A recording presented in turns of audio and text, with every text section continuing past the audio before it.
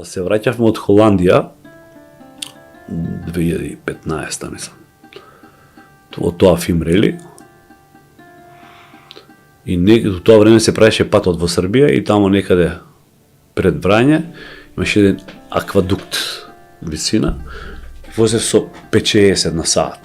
Значи ништо брзо, бидејќи беше патот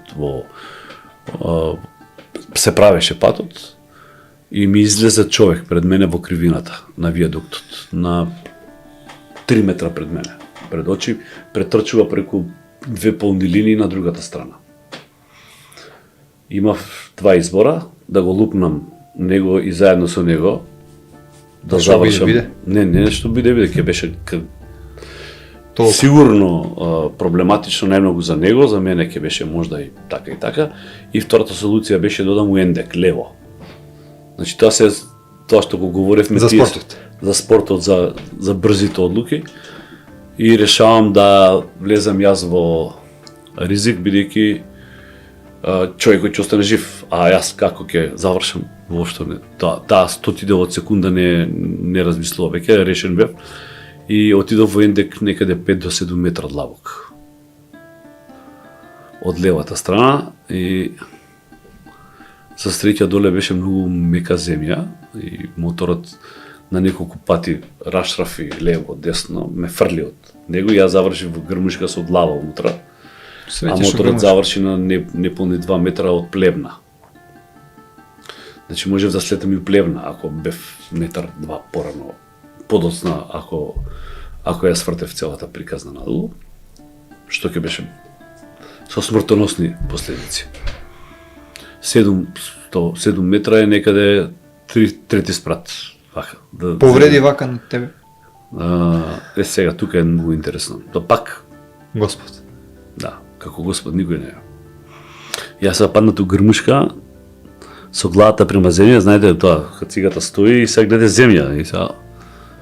И тој вика, леле, јас сам крив, жена ми изнервјава, излетел сам вам преко пат, тој збори на врањански, викам, чути го, нема слушаш што зборам у земја. А ја пробувам прво десната рака дали ми работи, па левата, па ногата, па проверувам вратот со кацигата. И гледам дека генерално функционираме. Се викам, ако станам, а имам некои други повреди, можам да направам партали, ама лека по лека се решив да се одвртам од целата ситуација. И станувам и го гледам низ изгребаниот визир фрајеров за кој си го ставив животот на коцка и ми вика, еве имам 500 динара, ќе ти ги дадам, вика, све што имам и е тоа, вика, да ме извиниш, вика. И го гледам вака, дали си ти нормален, му викам, што тршиш? Вика, грешка сам, признавам, вика, ако треба да и на затвор да оду, вика, и од жена ќе се отарасу, вика. Леле, викам, добро, чекај маце, и една баба се дешава, све ова како филм. Една баба со голем простужалник доаѓа, со сладко и со 2 шишиња вода и се симња од таму, од оздола во долот. И вика, леле, дете, кад сам те видела како летиш се с мотор, мислев дека, вика, Свети Петар те земаја, вика. Ама гледам гласове доле, вика, и донесети сладко, вика. И бадам сека цигата, каснувам сладкото, моторот на сите страни распрчен. Тој се вика Петар. Човекот. И јас се викам Петар. Бабата да не беше Петар. Бабата беше само додатак јелима у целата работа.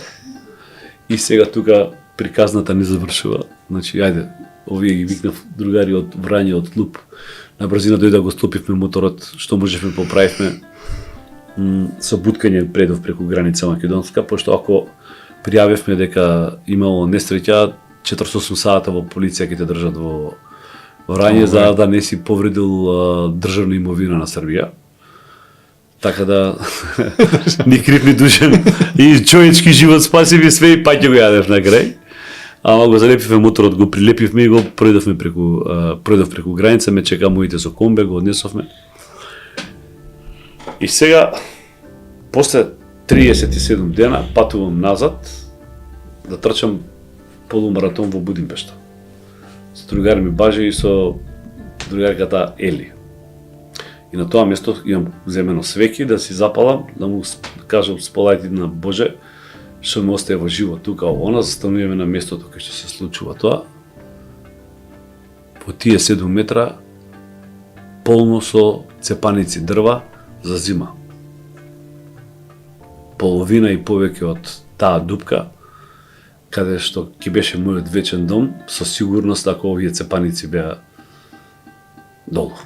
Може да замислите каква среќа сум имал, колку се наежив кога ги положив свеќите и тогаш кога отидов во Будимпешта го истрчав мојот најдобар резултат во мојата трчачка аматерска кариера. А тоа е? 1:40:17 полумаратон. Браво. Ето. Ето, една приказна. Такви има Многу, а? еден куп. Еве Ленин сега падна со мотор.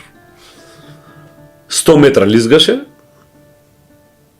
и те факто не беше ни изгреван, само овие кожните подолу не му беа скинати. Кога те чува, он... И опремата значи многу. Опремата значи, ама треба Бог. Да, без Господ ништо дефинитивно. Стварно, многу добро го фати акцентот на, затоа и малку и се насмеав, јако не беше важно смење, ама Да. смешно беше со сладкото и со бабата.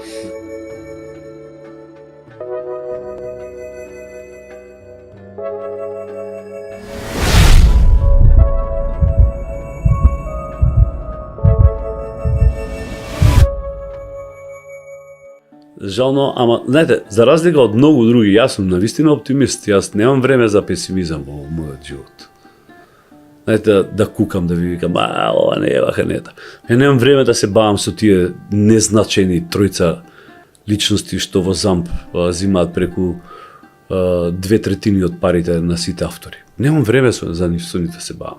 Едноставно, тие се на многу ниска фреквенција космичка, јас со нив не можем дури ни да се дискутирам, а камоли да се секирам за тоа што ни крадат од сите автори во Македонија. Тоа е шлјам. Едноставно.